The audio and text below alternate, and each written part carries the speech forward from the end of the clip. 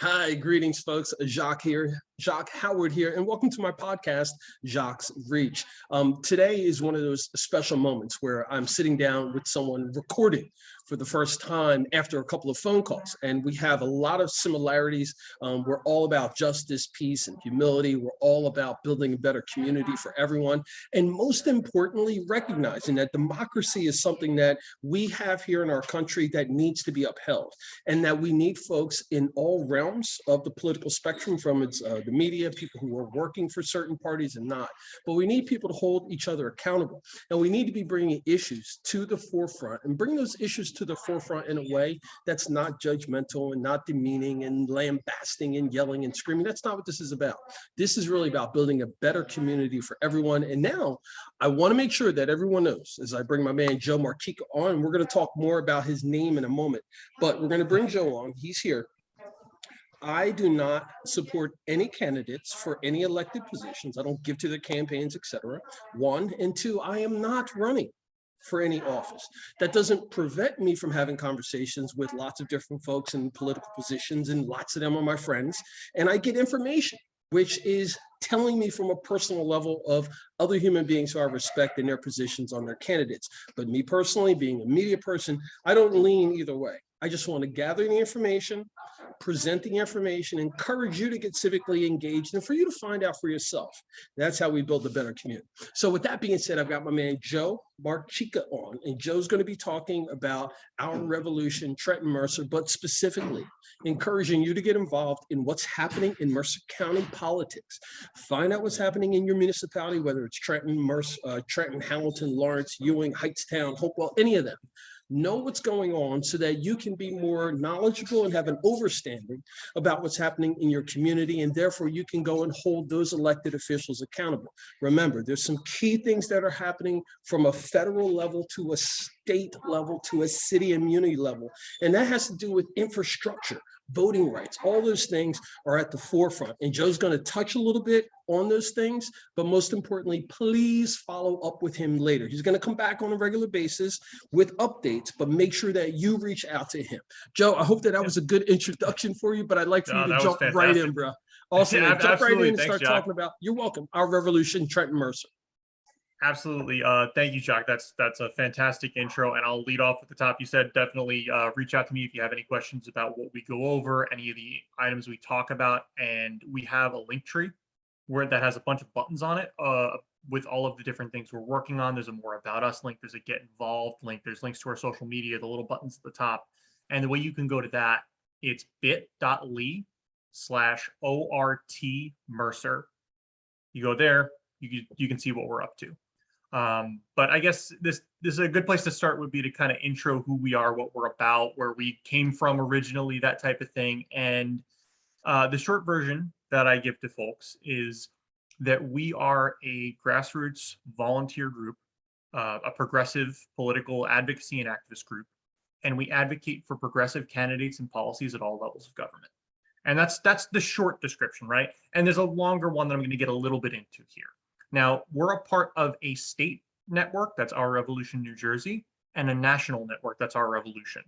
And the national group was founded originally from organizers after the 2016 Bernie Sanders campaign for president, where his campaign came to an end. They wanted to keep pushing for the same progressive values, pushing for the political revolution, right?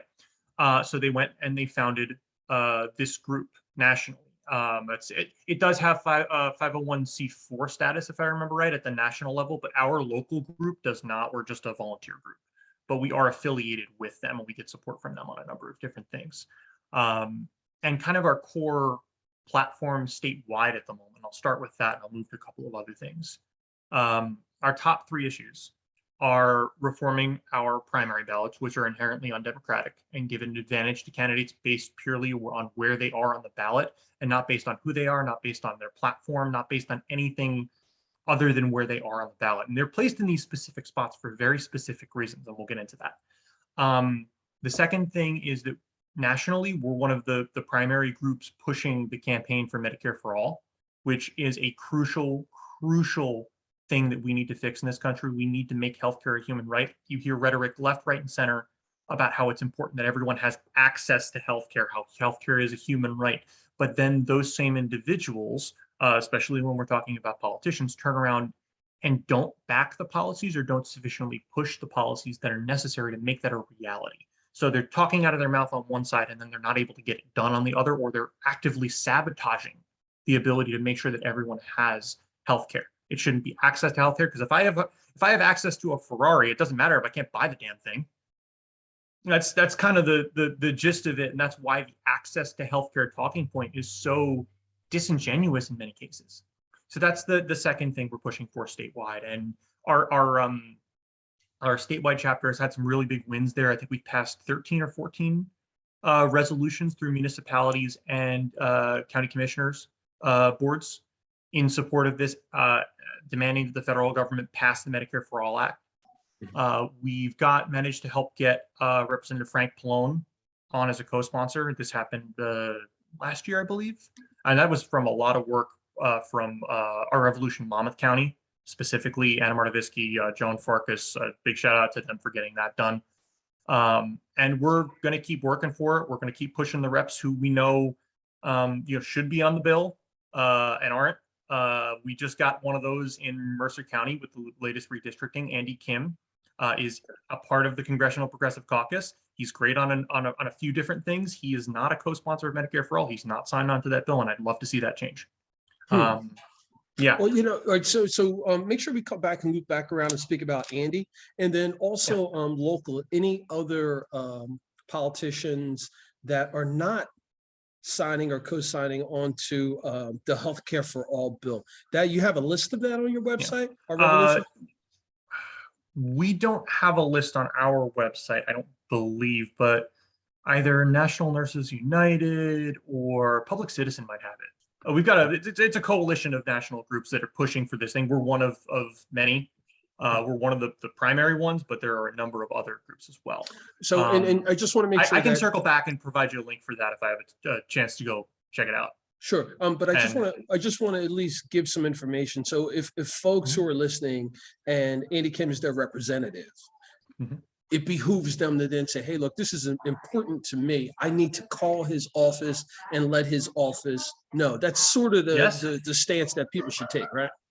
That's the baseline, right? If this is something you care about, if we care about making sure that we're not spending massive amounts from our paychecks for healthcare, that we're not seeing where multiple people are put in a spot where the only insurance available to them that they can afford are ones with deductibles that are higher than their income, so they can never actually use the insurance that they're being given this ability to go get. That's called being underinsured, and it's far too common in America. If you're talking about that, if you're talking about the people who have to choose between paying a fine for not getting healthcare through the Affordable Care Act, or going to get these policies where they would be underinsured, where they're paying co-pays out of their paychecks for insurance they can't use, or they have to go pay a fine. Like you end up caught in a catch-22, because we still are functioning with a for-profit healthcare system that's built around making money for insurance companies instead of actually caring about people's health. And the insurance companies will turn around and tell you, yes, we do care about people's health. And I'm sure that they do, but they're for-profit institutions. They have to make money. They have to increase their profits to justify themselves to their shareholders. So we're talking about a systemic issue where no matter how much these companies want to act in people's best interests, they are inherently pushed to act against them, to deny claims, to put people in bad spots where they can't get the healthcare that they need because of their insurance. And Medicare for All wouldn't change anything about the doctors you go to, wouldn't change anything about the actual healthcare you get. All it does is it removes the middleman and makes it so that everyone can have healthcare, period, stop. And those who cannot afford through our current system to have a decent healthcare plan don't get charged to have healthcare, because they're the ones who need it the most. They're the ones who we should be trying to lift up and make it so that there is a basic standard of living in this country. And that bill would be footed through taxes and through mainly taxes placed upon the super wealthy. You might see a tax in your on middle class folks that would be significantly less than what you pay in copays right now. So you would be saving money. but the brunt of the cost would fall on corporations and the wealthy, and it would be an overall societal good that we would all collectively, especially those who are the most fortunate, pay for, just the same way we pay for libraries and schools and all of those other crucial societal foundational pillars. There we go. That's the word I was looking for. Yeah, folks, anyway. I'm speaking with Joe Marchica of Our Revolution, Trenton Mercer, and Joe, that's ourrevolution.trentonmercer.org. Is that the website? No, it's we function through our link tree and our social media at this time. It's bit.ly/ORT Mercer. And that'll get you to our link tree, and then you can click on our Twitter or Facebook or Instagram, all of the ways you can get involved, calls to action, stuff like that. I haven't even gotten to the third statewide policy priority yet, have I? Yeah, I was going to say, I want to pull you back there, because easily that's what happens when we get engaged in these conversations, and then we go off into the weeds and we're like, oh man, wait a minute, we're behind time. But yeah, let's go into the third portion of that. And then I want to loop back around. I've got a couple of questions about healthcare still. Yeah, definitely. And I mean, I'm highlighting these three, right? There's a whole bunch of other things, and these are not necessarily even the best to talk about locally in Trenton for right now. Like if I was going to try to propose something to really address what I see as Trenton's core problems, I'd propose a guaranteed income, because I see poverty as the core problem of Trenton. I see inequality as the core problem in Trenton, and the way to fix that, and there have been a ton of studies about this, it's just to make sure people have enough money to get by. Like, poverty is not a character flaw, it's a shortage of money. It's that simple. I'd recommend anybody who is interested in reading up a little more on this. There's other great books on this, but the one that really kind of turned me onto this, Utopia for Realists by Rutger Bregman. Fantastic book. It really goes through kind of the fallacies and the way that we've kind of taught ourselves to view poverty as a character flaw, when we've set up systems to continue to put people in situations where they got to make Faustian choices, or they don't have a real choice, and they naturally will turn to the only outlets that they see. Whereas if we just, as Martin Luther King advocated for, the day after Martin Luther King Day, he was a strong advocate for a universal basic income. He was actually, when he was assassinated, he was fighting for sanitation workers in Memphis, and he was also acting on behalf of the Poor People's Campaign, advocating for a universal basic income and an end to poverty, because we can end poverty. We don't have to fight poverty. We don't have to minimize poverty. We can end it if we make a concerted decision to implement policies that would do that. There is no need for us to have, what is it? I think 40% of the people in Trenton are 200% under the poverty line or something like that. Yeah. I have to double check the statistics, but I know it's ridiculous. It's very close to those numbers. I'm 30-40% or something like that. It's what I've heard most recently. Absolutely. Joe, again, you're going to be coming back on a regular basis, updating us on things that are happening. But come on, let's try to get through. I'll try to stay on topic a little more. I'll get through it. Third policy priority. Yes, sir. I mentioned it because I didn't want to make it seem like these are the three and this is all we do. We do a lot of stuff. Yes, indeed. And that's why you're going to be coming back on a regular basis, because you have way more to get in than we can get in this short segment. All right, third piece. Third piece, the science behind me.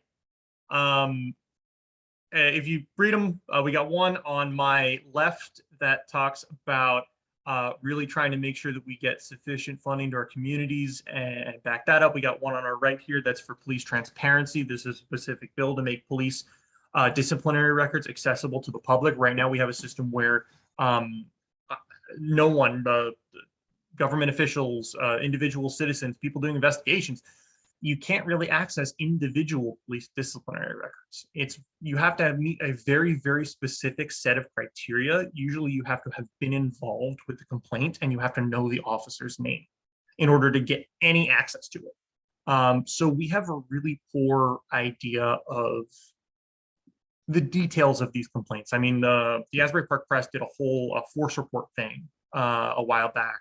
There have been a number of outlets that have done a really good job compiling like top level data, bird's eye view data. But there really isn't an access to get into any details or to track individual police officers when they commit heinous offenses, because then they get fired and they go get a job somewhere else. That's what happened with Derek Chauvin. That's why he was able to continue to have a job and then murder George Floyd. And we could not prevent the next Derek Chauvin in New Jersey right now because of the way the laws are set up.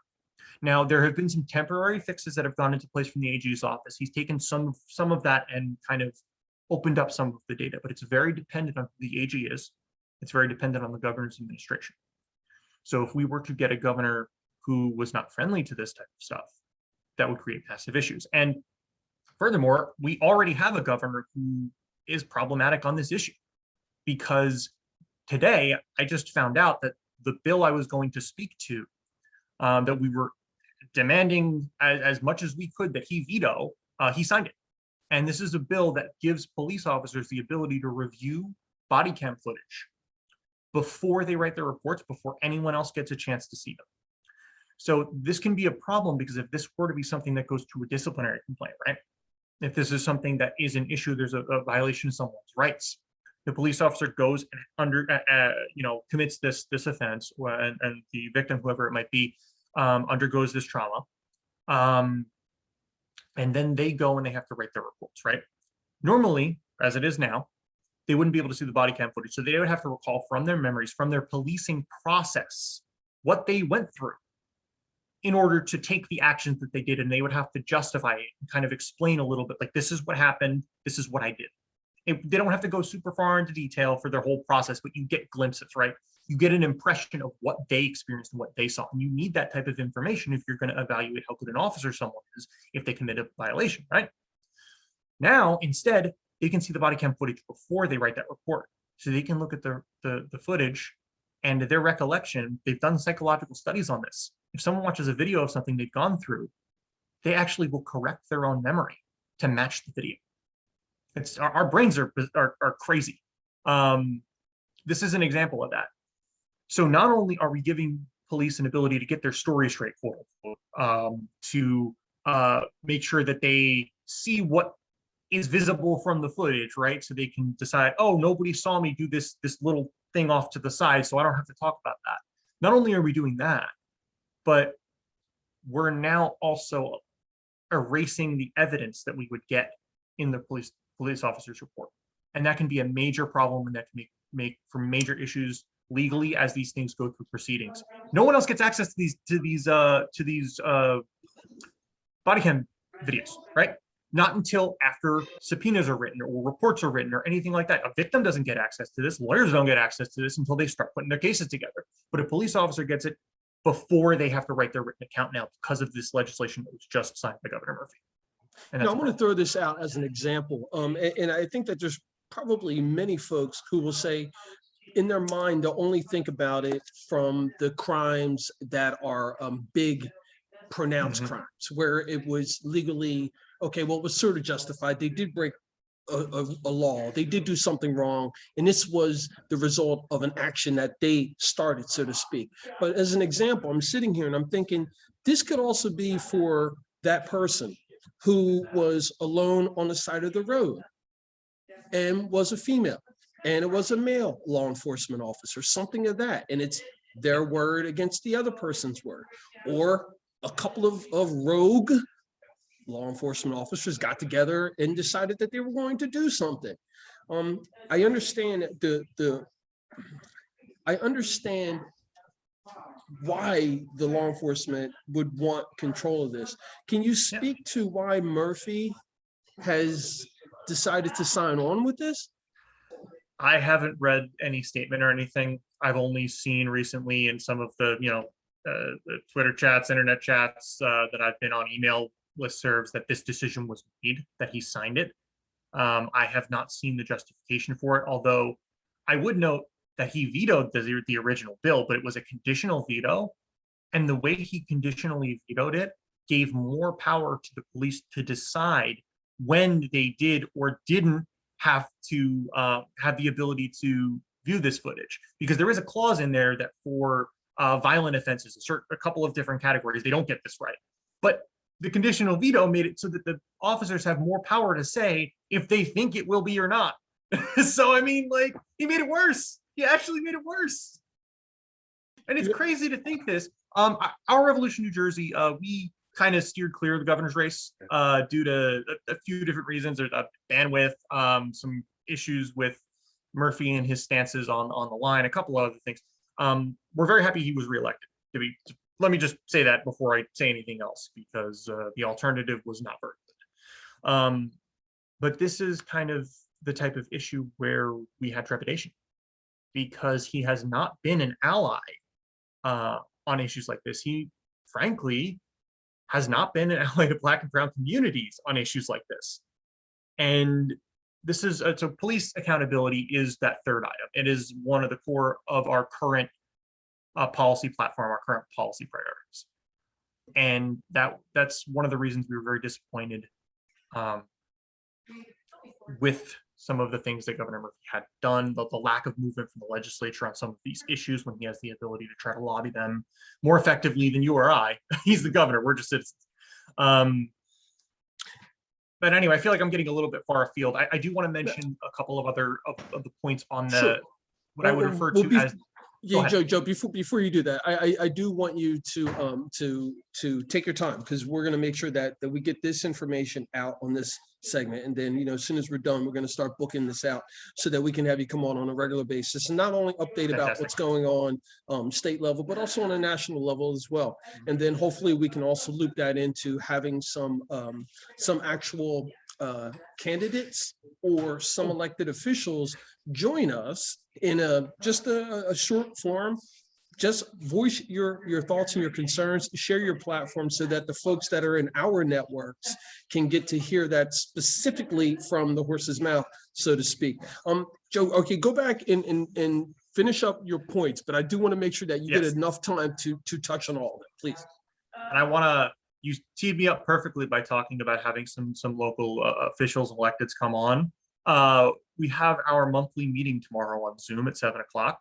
And we've booked Mayor Gusiora to come on as our guest speaker. He's going to speak for a few minutes. We'll have a quick chat about some of his policy priorities, some of what we want to see happen, and then we're going to do a Q&A section.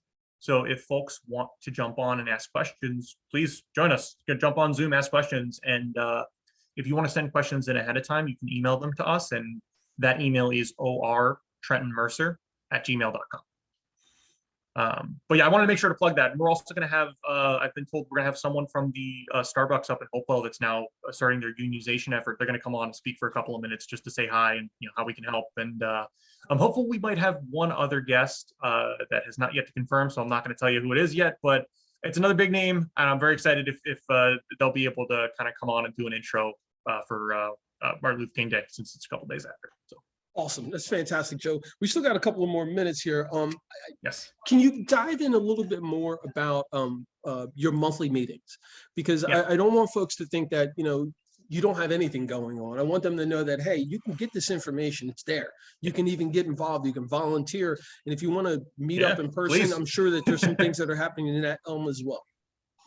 Yeah, absolutely. If anybody's interested in getting involved, we have a form on our link tree you can click on. You can go volunteer. My email, I just shared it. That's our chapter email. It's what I and our other leadership uses for our chapter business. But if you send an email to there and say you're interested in working on X, we see ourselves as simultaneously a coalition group to kind of tie together all these different progressive issues and get behind candidates and ways to make change, as well as a group that wants to platform local leaders and find the things that they want to do that align with progressive values and support them. So I always tell people when they're interested in jumping in or when I have a conversation and we're talking about this type of stuff, what do you want to do? Like, what do you see as a problem that you want to address? Tell us about it. And if you want to take the lead, we can set up an ad hoc committee. We can try to get volunteers behind you and we can support you. Like we have our standing committees. We have a communications committee, an elections committee that does endorsements, candidate stuff, canvassing, phone banking, all that type of stuff. We have a membership committee that does events, reaches out to our members, reaches out to the local community. We do volunteer work. We went and worked a clothing closet at a local church, St. Bartholomew's, back in December. So we're doing a bunch of different things. And yeah, the monthly meetings are the third Wednesday of every month, 7 p.m.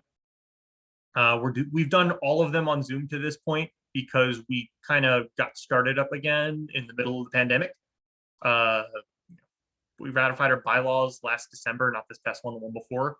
And we kind of been talking about doing this since the September before that. So we've never been around in non-pandemic times. So we're pretty much all on Zoom for our group meetings. But we also do in-person happy hours outdoors because, Okay. if you're outdoors, you're usually good.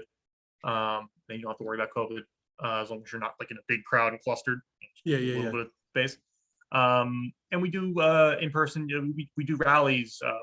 We join with our coalition partners from the New Jersey Communities for Accountable Policing, and they have the ACLU's in there, People's Organization for Progress, NCAP, which is the newer Communities for Accountable Policing. I think Salvation and Social Justice and Faith in New Jersey are in there too. There's a whole bunch of groups, and I'm leaving people out, and I apologize for the people I've left out because I could be here for 5 minutes rattling.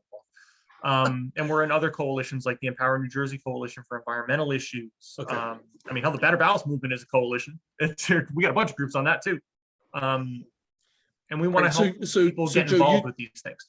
Yeah, so people have plenty of opportunities and options to get involved, whatever it is that they're into. You can't say that there's not something that you're not going to find interested in. But can you I don't want to get into it because we're going to end up running out of time. Shoot. Okay, can I plug one last thing that I didn't mention with the NJCAP platform? Because that's what this is, New Jersey Communities for Accountable Policing platform. Civilian review boards with subpoena power.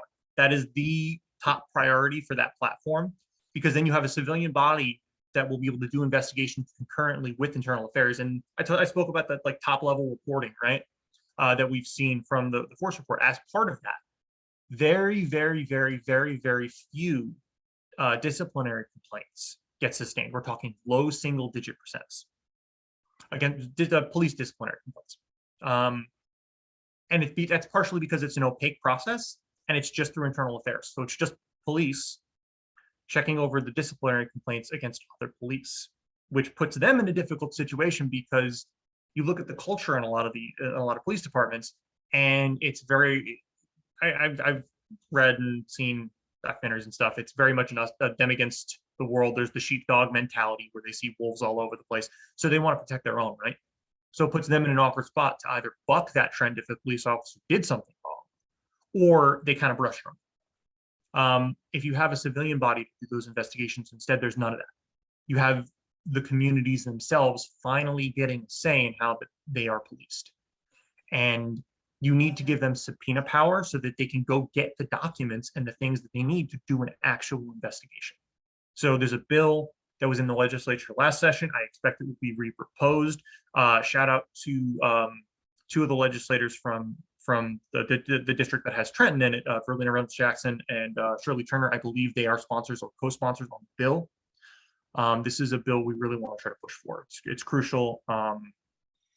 I would also mention that this last legislative session, one of the big barriers was the Senate, specifically the Senate. What's the committee? Law and Public Safety Committee. The bill needed to go through that committee in order to go to the floor of the Senate and get a vote. It never got passed out of committee. And Mercer County is home to the legislator, the senator who chairs that committee. It's Linda Greenstein. Now, I don't know how much of it was her holding it up and how much of it was Steve Sweeney holding it up, because Steve Sweeney has a real bad reputation when it comes to this stuff. But regardless, she's in that role, right? So this is one of those times where we should try to hold someone accountable and put pressure to get what is crucial for all of our communities, but especially Black and Brown communities, to be able to have a say in the way that they're policed and try to rein in problem police. Joe, we're gonna have to end it. I'm sorry, my man. We have to end it right there, but we will have you back. So we got 3 points covered. We'll find out more. Just do an internet search for Our Revolution, Trenton Mercer. You'll find all the information there. Third Wednesday of the month is monthly meetings. /ORT Mercer. Go there, you'll find all the information. There we go. Joe Marchica, thank you so much, sir. We'll talk to you within a couple of weeks. Until then, folks. Until then, folks, remember, it's always about justice, peace, and humility.